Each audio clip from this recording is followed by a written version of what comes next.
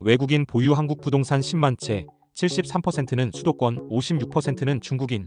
최근 몇 년간 외국인의 국내 부동산 매입이 지속적으로 증가하고 있습니다. 국토교통부 자료에 따르면 지난해 외국인이 소유한 국내 부동산은 약 3조 원 규모였으며 매입 비중은 수도권과 주요 도시 지역에 집중되어 있습니다. 특히 아파트와 상업용 부동산이 인기 매입 대상입니다. 이에 따라 한국 부동산 시장에 미치는 영향도 주목되고 있습니다. 일부에서는 외국 자본 유입이 긍정적인 경제 효과를 가져올 수 있다고 보는 반면 다른 한편에서는 주거 안정성을 위협할 수 있다는 우려도 제기됩니다. 현재 한국 부동산 시장에서 외국인의 영향력을 정확히 이해하기 위해 데이터와 장기적인 관찰이 필요합니다. 국내 외국인들이 보유한 주택이 작년 말 기준으로 95,058가구에 달한다고 합니다.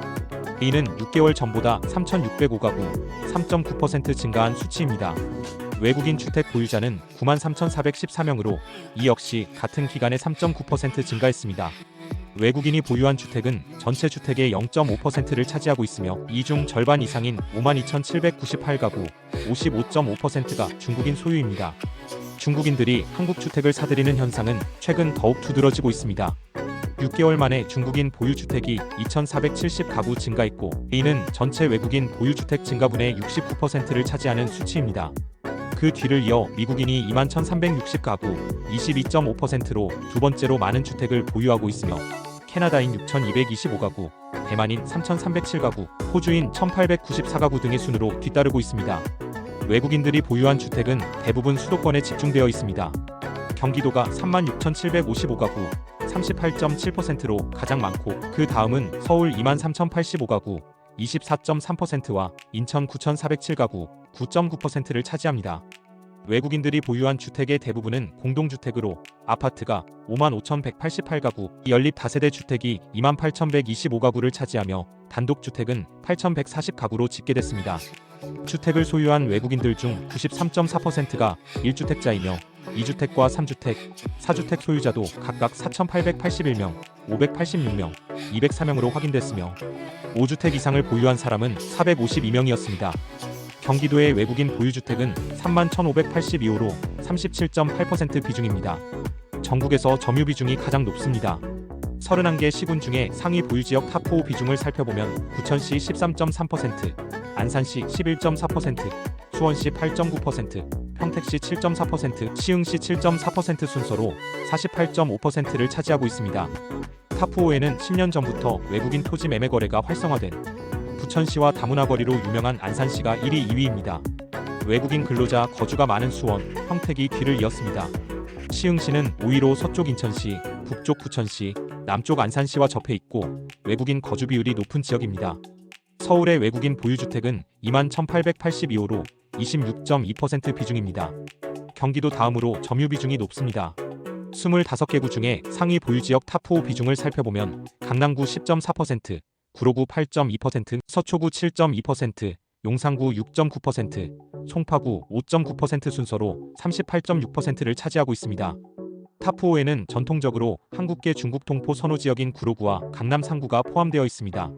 강북권역에서 개발 이슈로 인기가 높아진 용산구도 보입니다. 외국인의 한국 부동산 매수가 꾸준히 증가하며 내국인의 역차별 문제가 심화되고 있습니다. 외국인의 부동산 취득 현황, 형평성 문제, 그리고 이를 해결하기 위한 방법을 함께 공부해 보겠습니다. 외국인의 부동산 투자는 단순한 매수 활동을 넘어 국내 시장에 큰 영향을 미치고 있습니다. 첫째, 외국인 부동산 매매의 증가입니다. 23년에는 26만 4천 건의 총거래가 9조 4천억 원, 24년 현재 26만 5,654건의 총거래가 9조 5,058억 원, 24년 말에는 23년 대비 0.4% 정도 증가 추세입니다. 둘째, 토지 보유 증가입니다. 외국인이 보유한 국내 토지 면적은 2억 6,401만 제곱미터에 이르며 이는 국토 면적의 0.26%를 차지합니다. 해당 토지의 공시지가는 32조 8,867억 원으로 전년 대비 2.6% 상승했습니다. 이는 외국인의 한국 부동산 투자 확대 경향을 잘 보여줍니다. 외국인의 부동산 투자는 내국인과 다른 규제 환경으로 인해 형평성 논란을 야기하고 있습니다. 첫째, 대출 규제의 미적용입니다. 외국인은 국내 금융 규제를 받지 않거나 해외 대출을 통해 부동산을 매수하면서 규제 사각지대를 활용하고 있습니다. 예를 들어 한 중국 국적의 외국인이 해외 대출만으로 서울의 고가 건축물을 매수한 사례가 이러한 문제를 드러냅니다. 둘째, 세대 기준의 중과세 문제입니다. 한국의 세제는 세대별 주택수를 기준으로 취득세, 양도소득세, 종합부동산세를 부과합니다. 그러나 외국인의 경우 세대 구성과 보유 실태 파악이 어렵기 때문에 중과세 대상에서 제외되기 쉬운 구조적 문제가 존재합니다.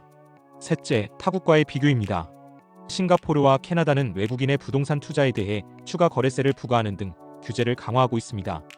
반면 한국은 외국인의 투자에 대해 상대적으로 느슨한 규제를 유지하고 있어 형평성 문제가 더욱 두드러지고 있습니다. 형평성을 확보하고 부동산 시장 안정을 도모하기 위해 다음과 같은 방법이 필요합니다. 첫째, 취득 과정 개선입니다. 외국인의 부동산 계약 시 외국인 등록증 확인 및 취득 신고 의무를 체계적으로 관리해야 합니다. 그리고 외국 환거래법 개정을 통해 해외 자금의 투명성을 높이고 자금 출처 조사를 강화해야 합니다. 둘째, 대출 규제 강화입니다. 외국인의 부동산 취득 자금에 대해 자금 출처를 명확히 조사하고 규제해야 합니다. 그리고 국내 은행에서 대출을 받을 경우에는 소득 증빙 및 체류 자격 기준을 강화하여 대출 심사 절차를 공정하게 적용해야 합니다. 셋째, 추가 세율 도입입니다. 외국인의 취득세, 양도소득세, 종합부동산세에 대해 내국인 최고 세율의 추가 세율 플러스 알파를 부과해야 합니다.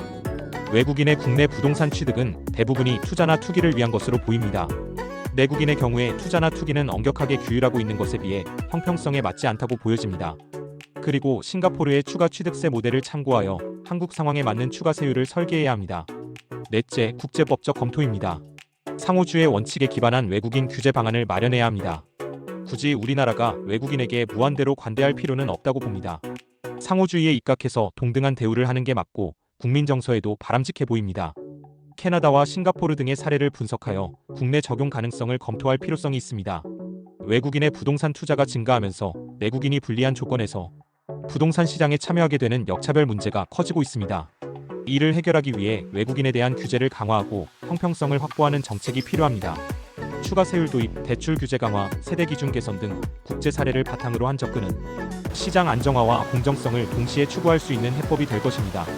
외국인의 부동산 매입은 지역 주민들의 주거비 상승을 부추길 가능성이 있다는 지적도 있습니다. 이에 따라 정책적 대안 마련이 중요해지고 있습니다. 현재 정부는 외국인의 부동산 거래를 보다 투명하게 관리하기 위해 신고제와 허가제를 강화하고 세제 혜택 제한 등 추가 조치도 검토 중입니다. 또한 일부 전문가들은 외국 자본이 국내 시장에 안정적으로 자리 잡을 수 있도록 장기적 투자 유도를 위한 제도 개선도 필요하다고 언급하고 있습니다. 외국인의 부동산 매입은 기회 요인과 도전 과제를 동시에 제공하고 있는 만큼 균형 잡힌 접근과 공정한 규제가 필요합니다. 외국인의 부동산 매입은 경제적 성장과 시장 활성화라는 긍정적인 면과 함께 주거시장 불안정 및 가격 상승이라는 부정적인 면을 동시에 내포하고 있습니다. 따라서 단기적 조치뿐만 아니라 장기적인 관점에서 체계적인 제도 마련이 중요합니다. 외국 자본이 우리 경제에 긍정적으로 기여할 수 있도록 투명하고 공정한 규제를 통해 균형을 유지하는 것이 필요합니다. 앞으로도 지속적인 모니터링과 발전적인 정책 대안이 요구됩니다. 관우신 부동산 투자 공부는 매주 수요일과 토요일에 업로드되며 부동산의 기본적인 이론과 개념을 현실과의 접목을 통해 투자 방법과 시기 등을 함께 공부하고 있습니다. 여러분 모두 적절한 시기에 무릎 아래의 가격으로 알맞은 부동산을 장기 투자하여 부자 되기를 바랍니다. 감사합니다. 구독과 좋아요는 사랑입니다.